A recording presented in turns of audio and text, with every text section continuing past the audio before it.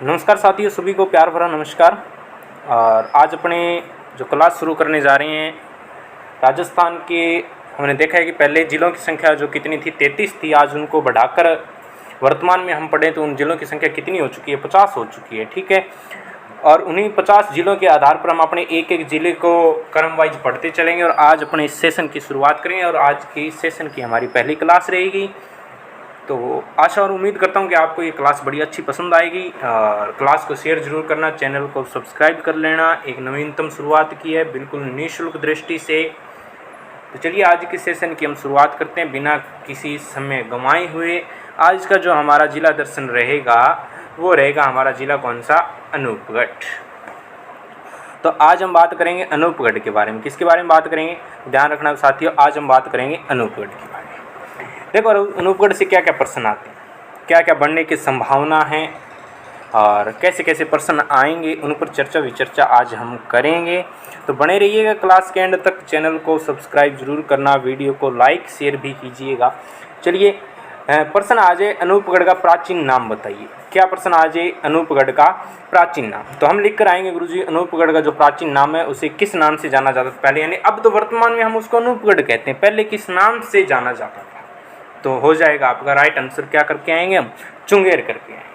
अनूपगढ़ जिला है, अनूपगढ़ जिले का प्राचीन नाम पूछ लिया जाए तो हम क्या करके आएंगे, चुंगेर करके आएंगे।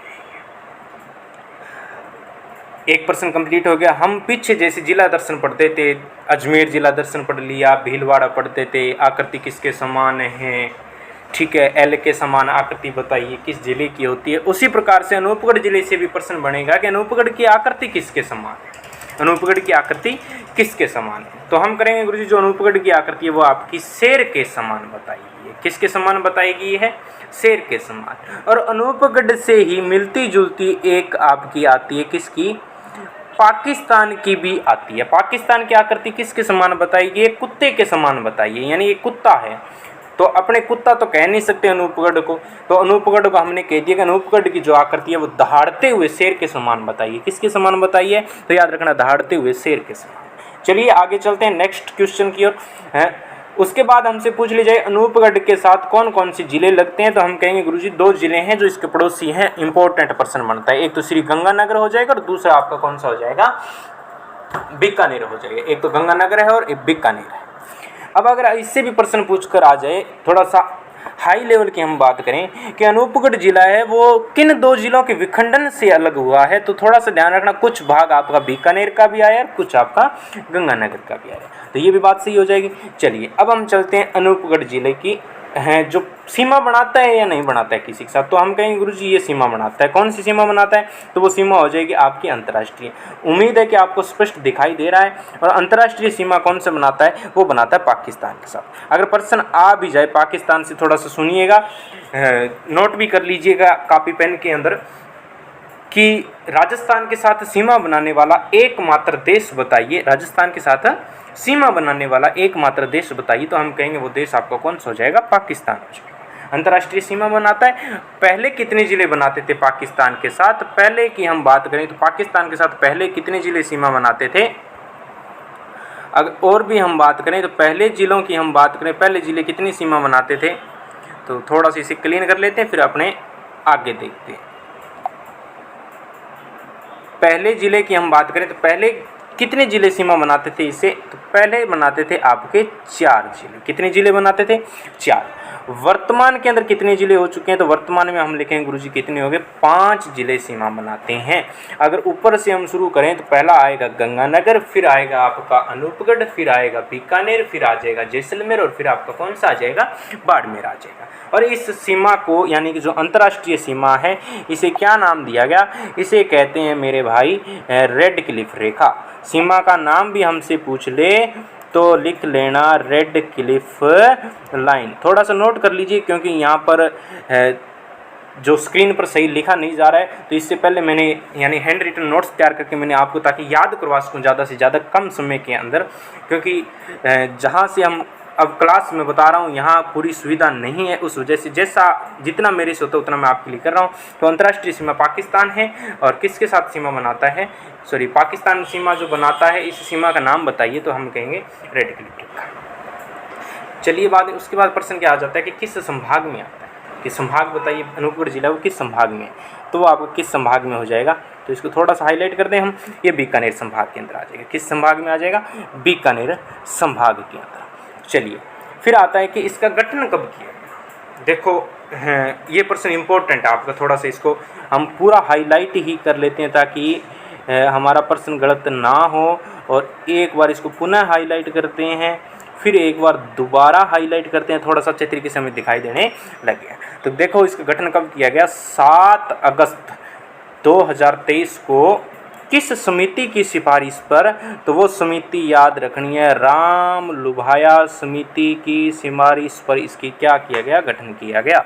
उसके बाद आता है कुल गांव कितने, गांवों की संख्या बताइए, तो हम बताएंगे 1595 गांव हैं। कितने गांव हैं, 1595। नदी हमसे पूछ ले, नदी कौन सी हो जाएगी इसमें प्रमुख, घग्गर नदी हो जाएगी। कौन सी नदी हो जाएगी, घग्गर।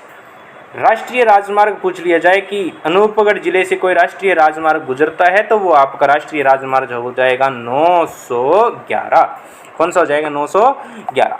चलिए फिर चलते हैं नेक्स्ट प्रश्न की ओर, इसको करते हैं क्लीन, ताकि आगे वाले क्वेश्चन क्या कहते हैं, ठीक है।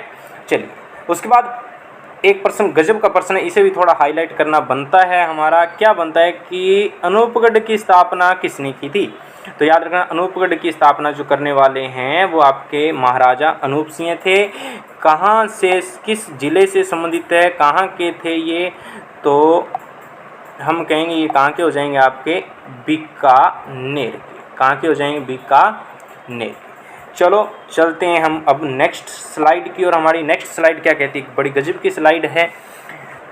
अब हम देखेंगे कि अनूपगढ़ जिले के अंदर कौन कौन सी धार्मिक इस्तिलाहात, कोई धार्मिक स्थल है तो उनको हम पढ़ेंगे। सबसे पहले 1 नंबर पर हमारा आता है गुरुद्वारा, जो बूढ़ा जोड़ गुरुद्वारा कहते हैं, जिसको हम डाबला गांव में पड़ता है। डाबला गांव कहाँ है, तो याद रखना रायसेन नगर के अंदर। पहले कहाँ आता था, तो पहले आता था श्री गंगा नगर। अब कहाँ आ रहा है, अब आपका आता है रायसेन नगर। इस जो गुरुद्वारा है बूढ़ा जोड़, इसका निर्माण किसने करवाया था, तो याद रखना 1954 के अंदर फतेह सिंह द्वारा। इसको मैं थोड़ा सा हाईलाइट कर देता हूँ, जो पहले के मैंने टिक किए हैं इनको मैं क्लीन करके थोड़ा सा हाईलाइट कर देता हूँ कि आपको मोस्ट इम्पोर्टेंट, आप इस पर मोस्ट इम्पोर्टेंट लगा लेना, ठीक है। चलिए ये थोड़ा सा ध्यान देना इस पर्सन पर, दोनों पर्सन इम्पोर्टेंट हैं। निर्माण 1954 में फतेह सिंह द्वारा। मेला भरता है, प्रति वर्ष भरता है, श्रावण माह की अमावस्या आती है, जिसे हम हरियाली अमावस्या भी कहते हैं। राजस्थान का सबसे बड़ा गुरुद्वारा पूछ लिया जाए तो वो कौन सा हो जाएगा, बूढ़ा जोड़ गुरुद्वारा। अगर प्रश्न आ जाए राजस्थान का अमृतसर हर मंदिर, और यानी हरमंदिर साहिब का मंदिर और स्वर्ण मंदिर किसे कहते हैं, तो वो याद रखना किसको कहेंगे हम। ये इंपॉर्टेंट प्रश्न है अभी आपके लिए थोड़ा सा, ठीक है, इसको हाईलाइट कर लीजिएगा। इंपॉर्टेंट, मोस्ट इंपॉर्टेंट है। राजस्थान का अमृतसर हरमंदिर और स्वर्ण मंदिर किसको कहा जाता है, तो हम कहेंगे गुरुद्वारा बूढ़ा जोड़ को। है कहाँ, डाबला रायसेन नगर के अंदर। निर्माण कहाँ कब करवाया गया, 1954 में। किसने करवाया, तो हम कहेंगे फतेह सिंह।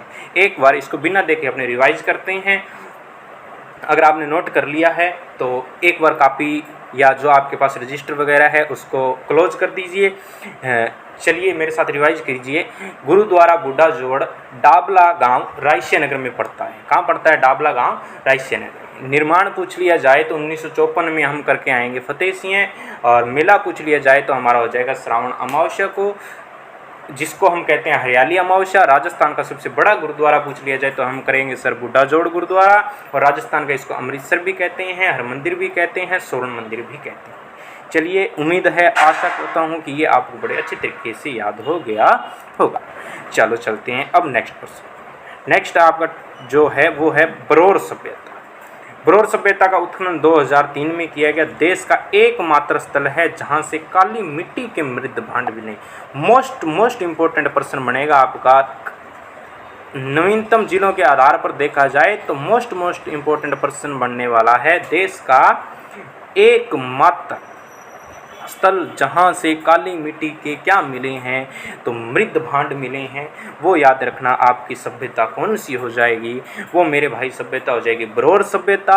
और बरोर सभ्यता किस जिले के अंदर पड़ती है, तो वो आपकी पड़ती है अनूपगढ़ डिस्ट्रिक्ट में। चलते हैं नेक्स्ट की ओर।